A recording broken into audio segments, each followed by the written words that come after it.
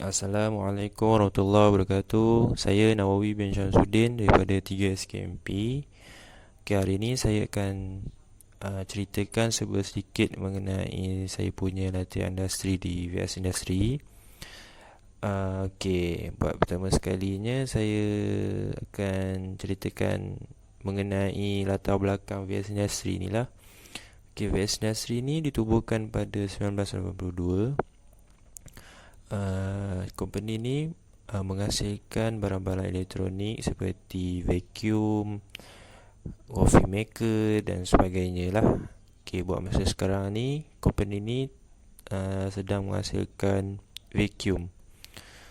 Okay, seterusnya proses involved. Okay, ni adalah contoh proses-proses yang terlibat di VS Industry: product design, mold design and fabrication, PCB, electronics and mechanics manufacturing, plastic injection and finishing process, final assembly, box build and testing, and akhir sekali supply chain management.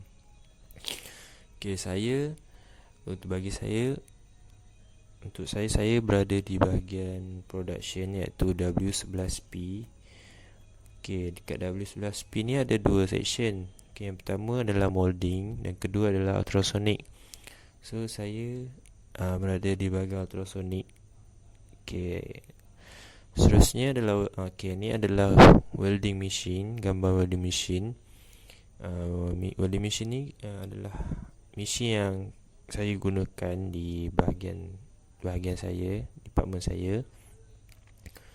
Okay, sekarang yang atas tu frequency converter. Frequency converter ni digunakan function dia adalah convert low power into high frequency electric power. Yang tengah tu transducer, converting high frequency electric power into vibrating energy. Ditukar tenaga frekuensi tu kepada vibration.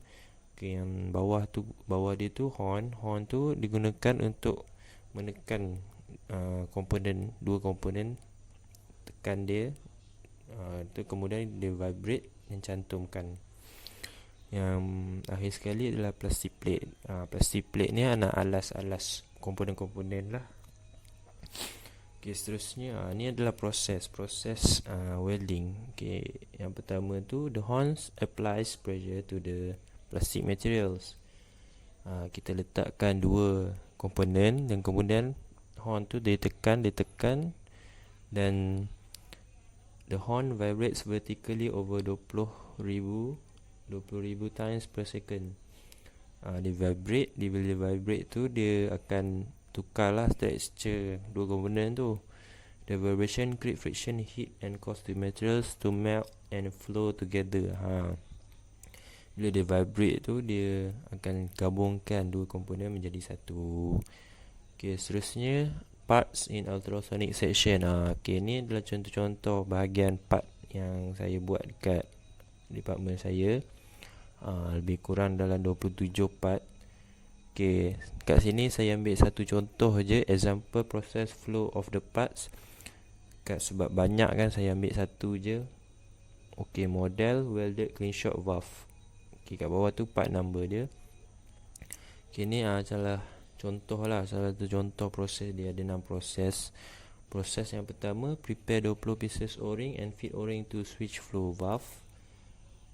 Kedua, fit washer to switch flow valve. 3, apply grease. 4, kita fit in a can switch flow valve to value trigger body. Dan kelima, fit spring coupler to switch flow valve and start welding.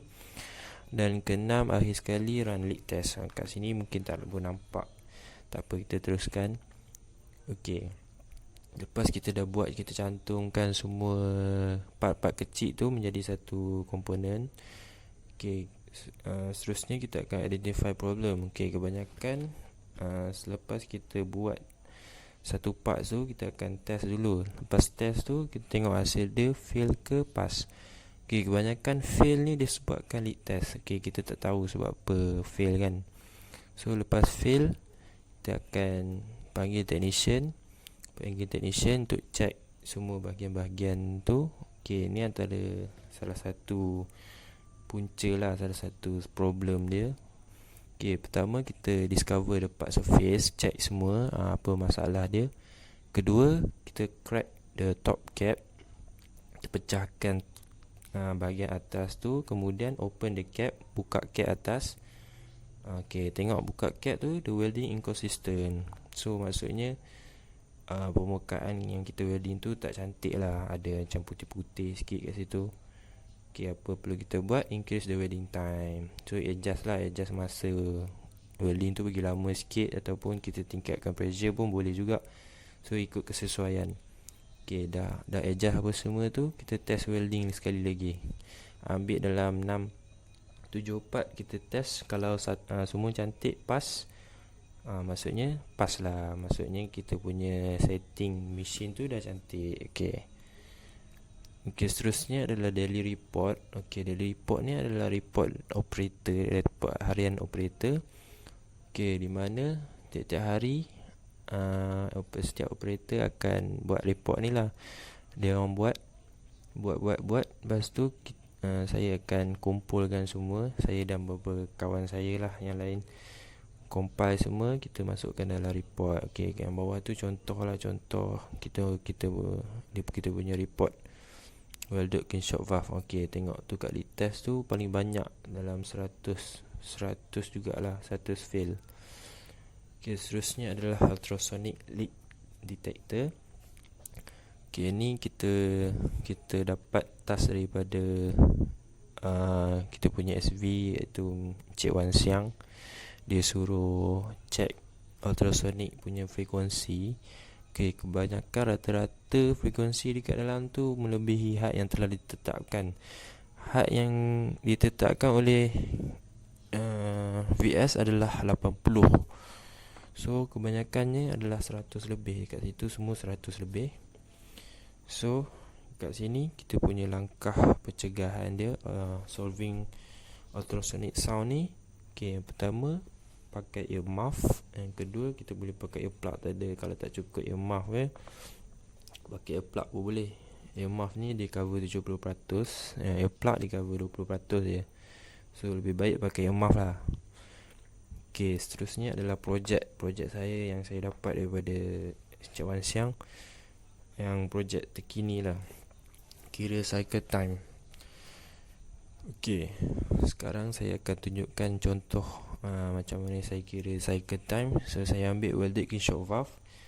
Okay, setiap step macam welded kinshot valve ni ada 6 step. Okay, setiap satu step tu saya akan ambil 10 part. So saya catat lah 10 part tu saya ambil 3 kali, berapa masa dia bagi 10, saya dapat lah satu part tu berapa saat. So kita check semua dah siap 6 part. Kita compare dekat graph, tengok masa siapa paling banyak. So kat sini masa yang paling banyak adalah lead test. Lead test dia punya masa kat situ 11.495.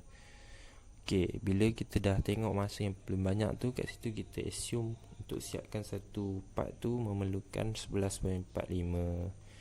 So ini adalah simple calculation. Okay, simple calculation, satu hari dapat berapa. Okay, kita ambil 1 jam dulu. 1 jam 3,600 saat bahagi 11.495. Untuk satu part tu kita dapat 313 pieces untuk 1 jam. Lepas tu kita darab dengan 11 untuk satu shift, 11 jam. Kita dapat 3,445 pieces. Okay, ni adalah jumlah tak termasuk tidak termasuk downtime. Maksudnya ini kalau tak ada waktu-waktu seperti pergerakan, mengambil barang, restock ataupun pergi ke tandas, ni semua tak kira lagi. Maksudnya kalau semua tu tak ada, kita bolehlah dapat 3,445.